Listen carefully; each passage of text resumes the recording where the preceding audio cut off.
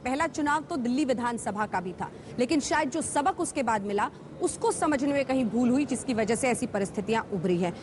जगदीश मुखी जी भी हमारे साथ अब जुड़ गए हैं। जगदीश जी, आपसे एक क्विक रिएक्शन, ये दिल्ली में जो हो गया आप लोगों के साथ और जो बीत गई अब आपके साथ, उस पर क्या कहेंगे, कैसे देखते हैं उसे? जगदीश साहब बोले, माइक उठा के सर, माइक उठा।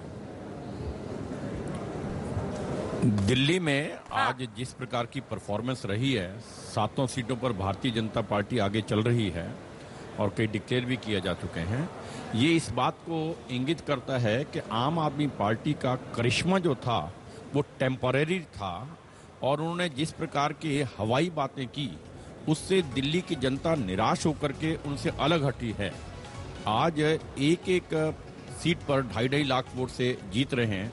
ये इस बात को स्पष्ट करता है कि जिस प्रकार से केजरीवाल सत्ता में जिस प्रकार से जोड़ तोड़ करके आए और फिर उसके पश्चात छोड़ करके चले गए, इससे दिल्ली की जनता को निराशा हुई है और जनता का विश्वास दिल्ली के अंदर कम से कम उनका पूरी तरह से और इसीलिए क्लीन स्वीप होता हो कम से कम दिल्ली में बीजेपी की तरफ से। लेकिन जो खबर इस वक्त आ रही है, 3,52,000 वोटों से उतनी ही बड़ी सच्चाई अब हिंदुस्तान के लोकतंत्र के लिए, क्योंकि कहां तो ये बात आ रही थी कि एनडीए के साथ बहुमत तक पहुंचेंगे, लेकिन अब बीजेपी सिर्फ उन्हीं के बलबूते बहुमत तक पहुंचती हुई। जगदीश मुखी जी, एक रिएक्शन उस बात पर भी, और साथ ही जिस तरह से अब पूरी बात चलेगी, अब तो जबरदस्त दबाव होगा, अच्छे दिन लाइए, जल्दी लाइए।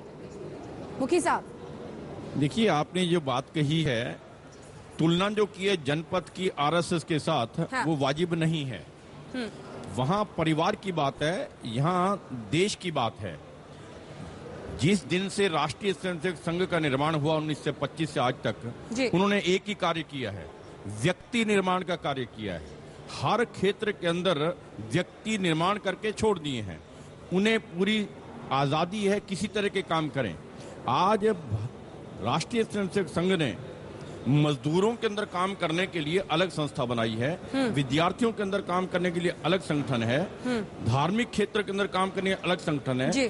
जीवन के हर पहलू के अंदर उन्होंने अपने संगठन बनाए हैं। नहीं, ये तो संघ की बात हो गई। अच्छा व्यक्तित्व, अरे सर, ये तो संघ की बात हो गई, वो अब राकेश जी से समझ लेंगे। आप बताइए अच्छे दिन कैसे आएंगे? 2 चीजें जल्दी। पहला कदम, दूसरा कदम नरेंद्र मोदी का। सबसे पहला ये है, मैं समझता हूँ जिस चीज से आज देश त्रस्त था, महंगाई, मोदी जी के आते ही महंगाई अपना आप कम होगी, कोई रोक नहीं सकता। दूसरा मैं कहता हूं जो भ्रष्टाचार से थे, भ्रष्टाचार पर पूरी तरह से अंकुश लगेगा। ये वही 2 शब्द हैं जो शायद इस बार के चुनाव में सबसे ज्यादा इस्तेमाल किए गए हैं।